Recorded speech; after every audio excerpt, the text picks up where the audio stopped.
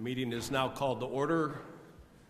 Please stand for the salute to the flag led by Legislator Knapp.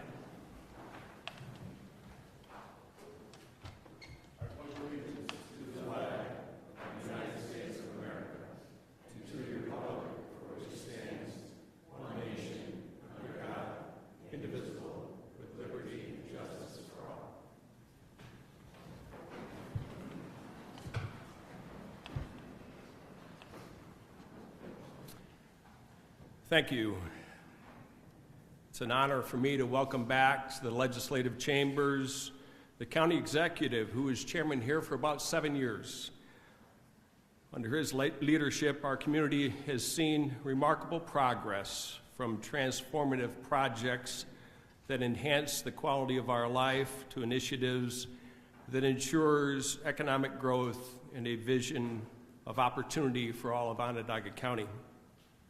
Without further ado, please give a warm welcome, round of applause for our County Executive, Ryan McMahon III.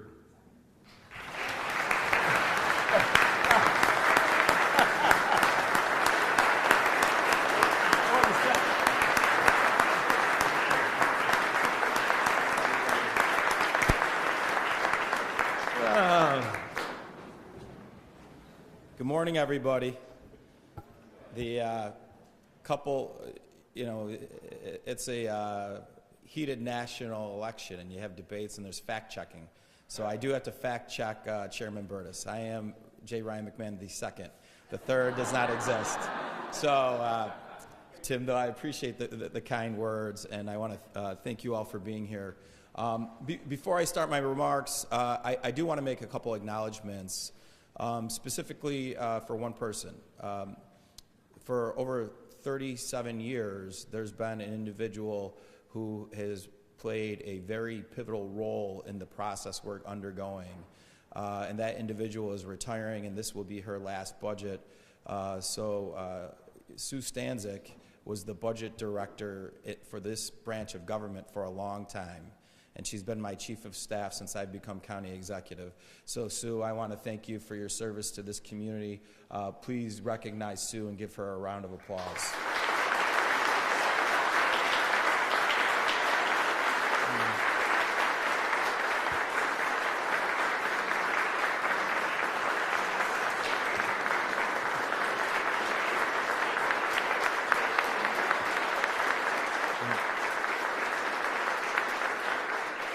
Sue, I don't know what the child labor laws were, but you got to work early.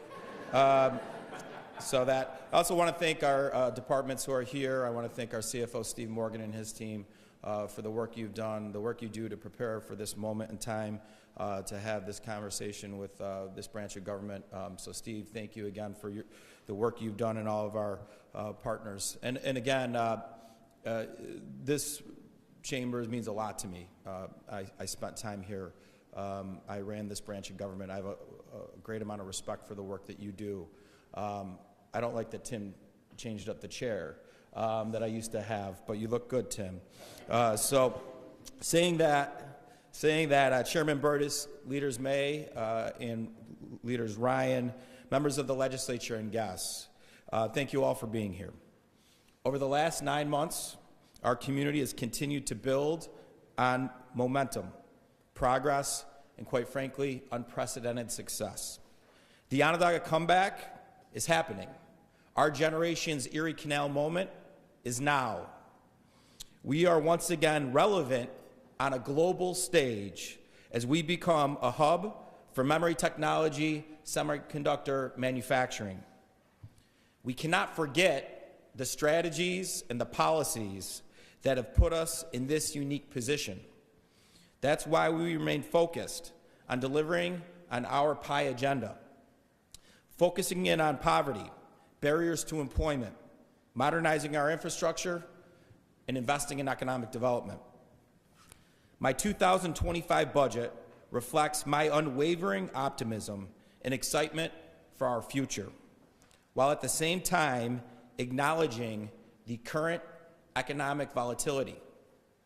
This budget is focused on delivering results for families and, most importantly, our kids. It proposes a sizable tax relief for homeowners. And it also calls for increased investments in our people, our infrastructure, and our community's future. But first, let's just recap some of the success we have had as a community this past year. In partnership with the legislature, we have invested in implementing our comprehensive plan. We've made historic investments in our hospitality infrastructure to support the economic sectors that drive sales tax growth.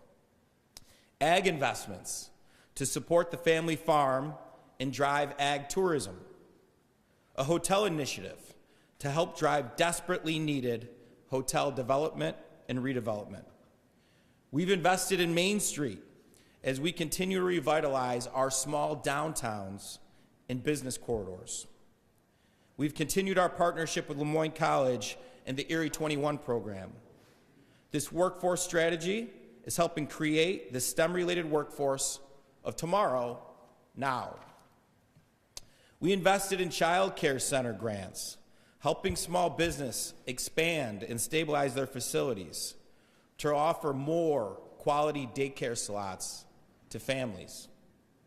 We are neck deep in the environmental review of the White Pine Business Park, which is the first phase of this $100 billion investment. And we recently announced that Micron's name will join the downtown Syracuse skyline. Of course, none of this would be possible without the team we have in county government.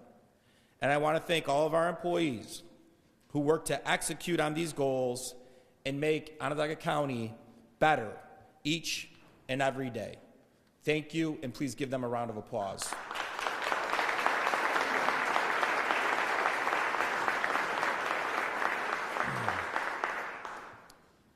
You have heard me say before that I view the budget as a statement of values and priorities.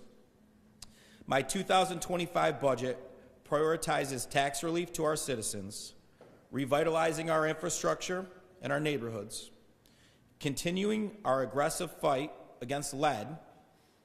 It continues investments in housing, as well as additional resources for workforce development. But let's talk numbers. I stand before you today presenting a fully balanced 2025 budget. And for the 7th year in a row, it does not use any fund balance. The strong and prudent fiscal track record of Onondaga County is simply undeniable. And this track record is what has allowed us to ultimately make substantial cuts in the property tax rate. Last year, we proposed, and with most legislators supporting, a cut in the tax rate from $4.26 per thousand to $3.62 per thousand. It equaled a 15% cut in the county property tax rate. This year, I'm proposing that we further cut the county property tax rate. We don't lead from behind in Onondaga County, and we know our residents need relief. That is why my 2025 executive budget calls for reducing the property tax rate from $3.62 per thousand to $3.31 per thousand, a 9% cut to the property tax rate. To put this into further context, we would have the lowest county rate among major upstate counties in the state of New York if approved. If approved, we will also have cut the property tax rate nearly 42% since the time I joined county government with many of you in 2012. While the county is not able to control every aspect of what drives your overall tax bill, one thing is for sure: my administration has worked diligently every year to make county government more lean, efficient, and affordable while still providing the services the people of this community expect. It has been well reported the numerous economic headwinds and high inflation affecting our country. This economic uncertainty means we must be even more conservative in our budgeting. CFO Steve Morgan and his team are projecting that we will end the 2024 fiscal year with 2% growth in our sales tax receipts. So we are forecasting 1% growth in this budget for 2025 sales tax. Nevertheless, this budget will continue to make strategic and important investments in our community, our baseline operations, public safety, and specifically our children. Our commitment to ensuring children are kindergarten ready is stronger than ever. This budget calls for additional resources for our partners at the Early Childhood Alliance to continue their invaluable work. This budget also continues to fund our nationally recognized school-based mental health program with another $5.5 million. Our kids need support, and we will make sure they continue to get it.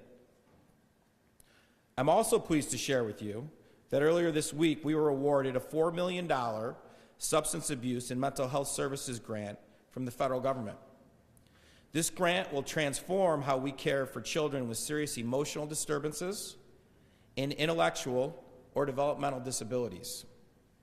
These kids are often stuck in hospital beds, out-of-home placements, or even end up in the juvenile justice system due to many barriers.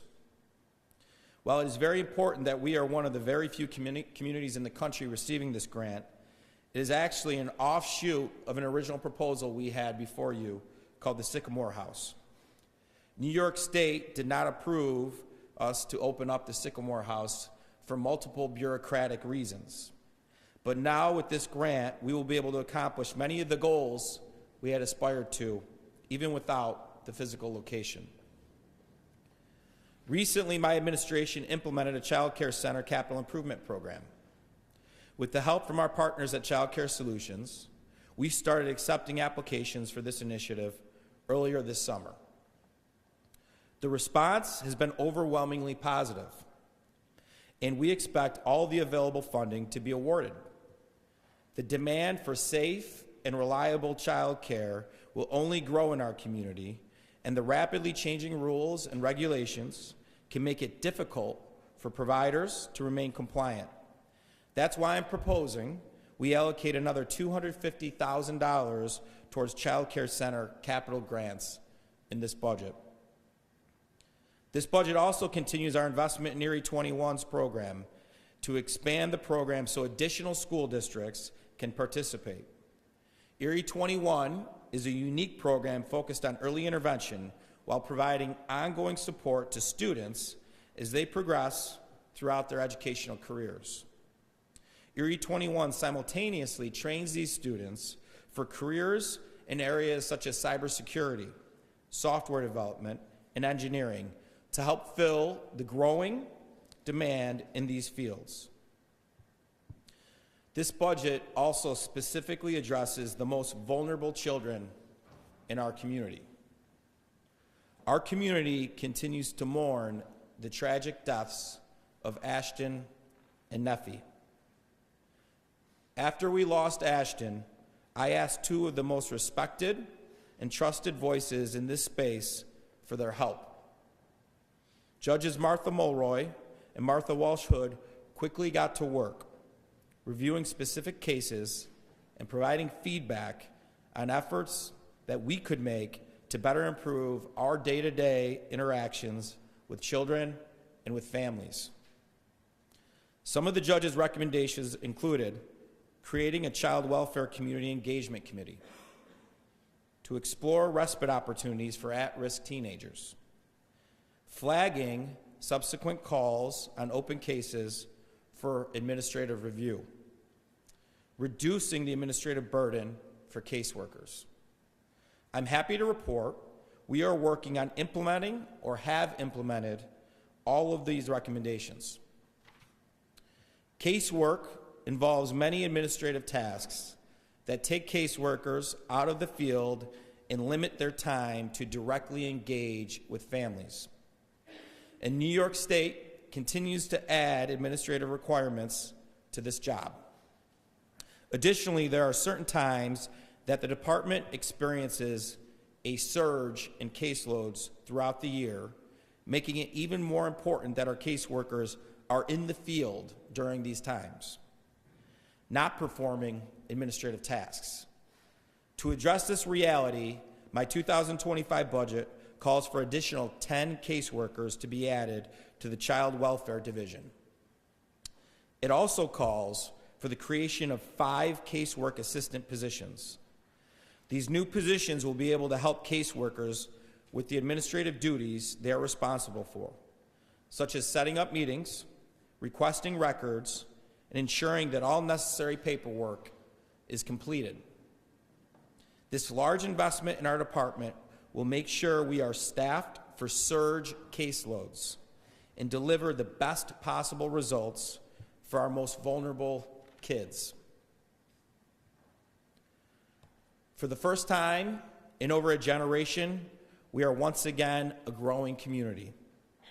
And like every growing community, we are experiencing growing pains, especially in the area of housing. Prior to my administration, any investments or incentives for housing were essentially done by every level of government except ours. We do not control zoning. We do not control codes. But we need quality housing now more than ever before, and that need is only going to continue to grow. That's why we created the Onondaga County Housing Initiative Program, or OCHIP.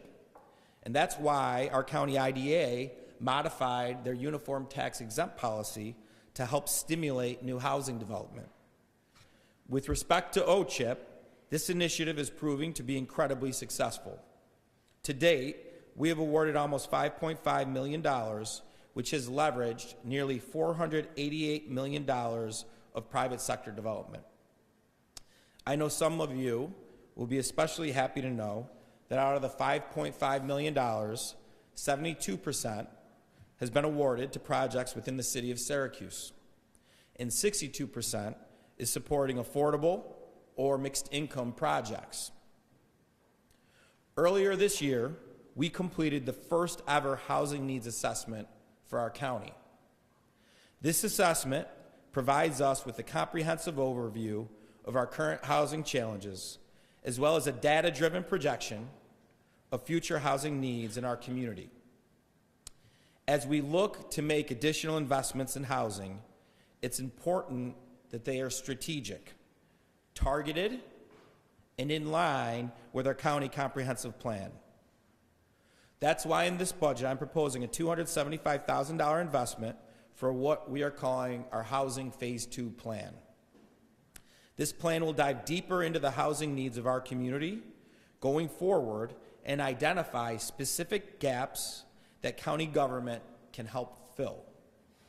The Housing Phase 2 plan will be the roadmap that drives future county investments in housing. I'm prepared to advance a fund balance resolution later in 2025 to execute on specific recommendations from this plan. There is no question that lead continues to be a pervasive issue in our community. And with the support of this legislature, I'm incredibly proud that my administration has appropriated historic levels of funding to comprehensively address this issue. Since becoming county executive, we have allocated over $11 million of local funding to tackle this issue. And under the leadership of Health Commissioner Dr. Katie Anderson and the Director of Lead Operations, Jessica Vincent-Guerra, our team has worked diligently to identify and knock down barriers that got in the way of our efforts. For example, our team organized and funded trainings to increase the number of EPA-certified contractors. In fact, from July of 2023 to this past August, 299 certificates were issued thanks to these efforts. I'm also happy to share that there is an initiative that included a partnership with the city school district, right, Legislator Garland? And this has resulted in several students receiving this certification as well.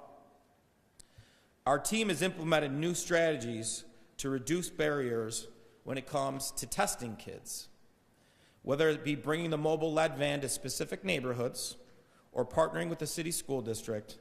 we remain committed to meeting people where they are. We are on track to remediate over 200 homes using our federal grant dollars. And I'm happy to share that our community development team is currently working to submit another grant application to the federal government. It takes a comprehensive, all-the-above approach to truly tackle this problem, and that is what we will continue to do. And to that end, this budget calls for another $1 million of flexible lead funds. This budget cuts the tax rate 9% to a new historic low. It strengthens our county departments, invests in our neighborhoods and housing. This budget invests in our roads, our sewer and water infrastructure. This budget continues to be aspirational for the future and reflects our unwavering belief in the potential of this community. We will continue to build on the success we have seen and position ourselves to realize growth and promise like our community has never seen before. We look forward to working with you in the coming weeks to come. Have fun, get to work, and God bless. Thank you.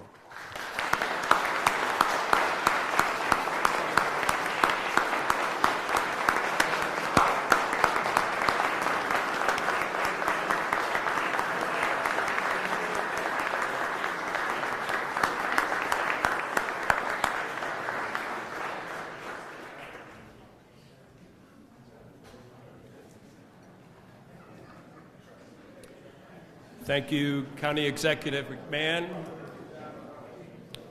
Legislators, Ways and Means will commence the budget review process on Monday, September 16th at 9:30 a.m. This meeting is now adjourned. Now we start in earnest. Mark.